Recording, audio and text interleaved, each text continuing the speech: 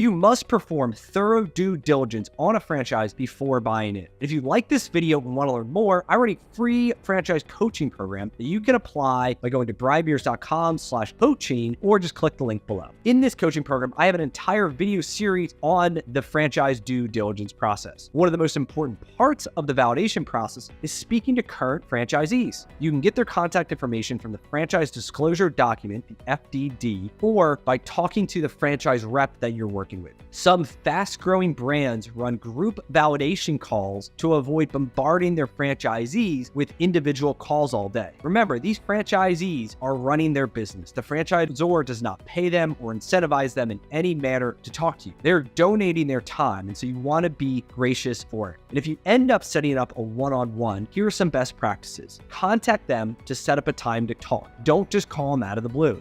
Don't expect them to drop everything just for you. Call people outside of your target market, as ones inside may see you as competition. Give background on yourself, make them like you, find a way to connect to them. Some may tell you a lot and others may be very tight-lipped. And try to connect with multiple franchisees to get a good sample.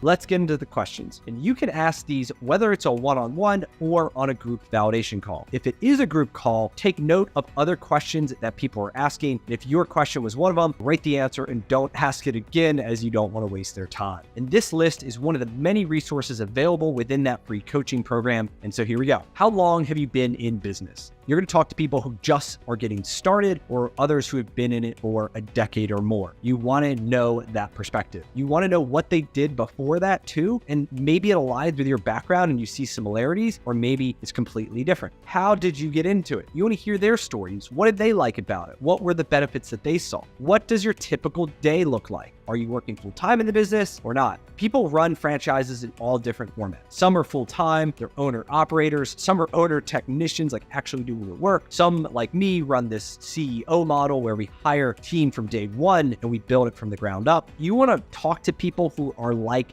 you. If you're an owner-operator, talking to a CEO like me, while give you some perspective, may not give it all. Similarly, if I'm a CEO and I want to talk to other people running a model like me, not people who are in the weeds every single day, because we're going to have different perspectives on what do you like most about the business and what do you like least about the business. Any challenges that they're facing, you are most likely going to face as a franchisee. And so you want to really understand these challenges and things that they like and get them pumped up. Like, you should feel excited about those things too. And if you don't, then it may not be a good fit for you. How would you rate your initial training and your ongoing training? This one's critical because a big part of a franchise is giving you this business in a box, is giving you all this training. And you really want to understand, is all the training that they gave us and that they sold us on was so great? Is it actually great in practicality? Is it working? Like, do you think there are huge gaps, or do you feel like I was super prepared and ready to crush it? And then the ongoing training is you learn a lot in these. They are jamming decades of information into days of training and you fall short on some things. And so they need this ongoing training to get you up to speed once you actually start working in the field. How would you rate the support?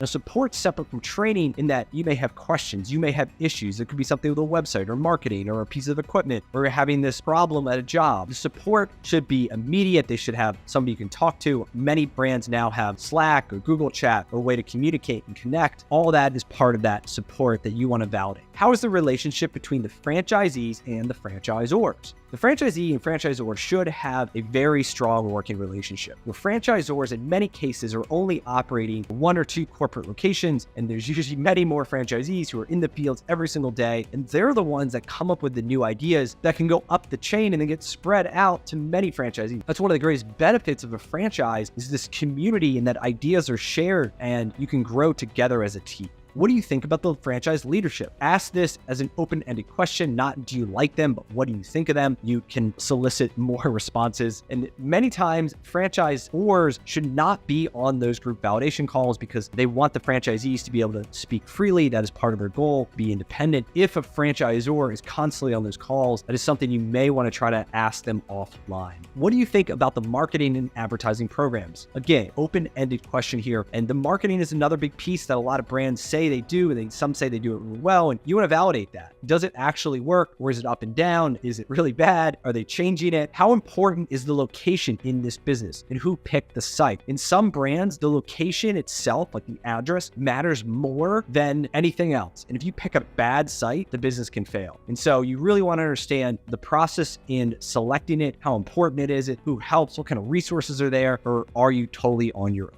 If you're enjoying this video, you will absolutely love this. I've created a franchise due diligence checklist that you can get a copy of totally for free by clicking the link below. It'll take you over to this Google Doc. And on the checklist, we've got a number of categories. Number one, the leadership team. Remember, a franchise is a partnership, and you, as the franchisee, need to believe and trust your partner, the franchisor, just as much as they trust you. And so to help you with that, I've got a list here of 25 questions that you need to be asking the franchisor to help you get to know them and trust them. Then we got the franchise disclosure document, the FDD. This is the big contract that you're going to sign when you become a franchisee. I highly recommend using a franchise-specific attorney to help you with that process, and I can recommend a few if you need it. But this checklist is the big items as part of that contract that I look at when I am looking through a franchise. This helps make sure you speak the same language. There's a financial analysis, right? We all want to make money here, and you have to have the ability to build out a pro forma to see if you're going to make money. I have a whole nother video on that. I also have a link here of 10 ways to fund your franchise. A lot of people think you have to pay cash, but there's lots of ways that you can fund a franchise. I got it all here. Then we have to understand the operations. What is it like in a day in the life of a franchisee? Remember, you're going to eat, breathe, and sleep this business as you scale it, and you want to make sure that you enjoy operating the business, right? And then growth strategy. What does this thing look like in 5 years, 10 years? Do you want to scale it up and build a massive company? Do you want to flip these things? Do you want to have a cash flow machine? Do you want to pass it on to your kids, right? Everybody has a different goal of why they're buying a franchise. You want to make sure that your goal aligns with the franchise and what is possible. And then finally, franchisee validation. You want to speak to other franchisees to validate everything that you learn and think you know about a brand. I've got a link here for 20 plus validation questions that you need to be asking other franchisees. You can get that. And finally, if you would like my team's help to find a franchise, you can click this link to book a discovery call. It's totally free. We will understand your goals, your skills, your budget, your location. Then we will match you with franchises that we think align with all those. And then we walk you through the process. I host live group calls almost every single week, so you can hop on and ask me questions and I can help you as well. We also have a course with a bunch of this stuff. It's totally for free. So if you want my team's help, click that link and I would love to work with you.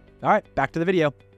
How difficult is it to find, train, and retain employees? Almost every service business is in the people business. It just happens to fix cars, paint houses, take care of seniors, whatever it is. And that success is highly, highly dependent on your ability to hire great people and get them to follow the process. Individual owners hire their own people. They're going to have different skills in that process. But you want to understand, as a general macroeconomic, how difficult is it, or do you seem to be able to get it done? How is the business doing in relation to your business plan? Note the business plan. A young business may be struggling in a sense, but at the same time, they could be beating their expectations. Or on the other hand, they could be struggling and it could be half as much of what they expected. You really want to understand, what did they plan for and where are they at now? This question will vary depending on what stage they're in. If you talk to someone who just launched a month ago or 6 months ago versus somebody who's been in business for 3 years, they're going to have different answers based on it. Are sales growing? You want to know, are they growing year over year, month over month? Are there macroeconomic changes that are affecting it? What are your gross margins? And that means basically your sales minus your cost of goods, which is like your materials and your direct labor. And again, are they in line with your expectations? If you talk to enough people who tell you, yeah, it's 50%, it's 48%, it's 52%, whatever that gross margin is,